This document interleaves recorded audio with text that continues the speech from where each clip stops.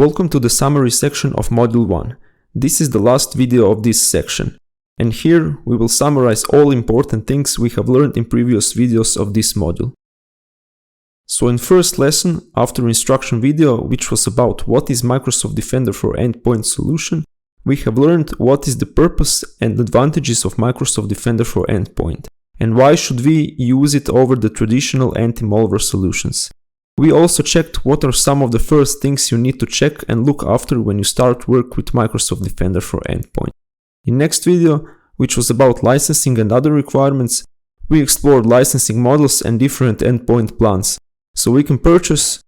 We explored licensing models and different endpoint plans we can purchase to be able to use features and capabilities of Defender for Endpoint solution.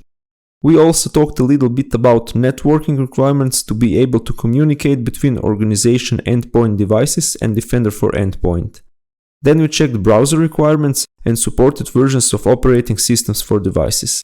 At last, we have seen what are some services your devices need to have enabled to be able to use Microsoft Defender for Endpoint solution.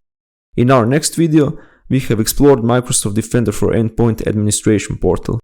We have checked and gone through every node available in the portal and explained permissions you need to administer Defender for Endpoint solution on that portal. And the last, in the previous video, we took a look on why Microsoft Defender for Endpoint extend to other platforms besides Windows, which are these platforms, and some basic stuff about them in terms of Microsoft Defender for Endpoint. And that's it from Module 1. In next module, Module 2, we will go and deep dive in specifying the components of Microsoft Defender for Endpoint.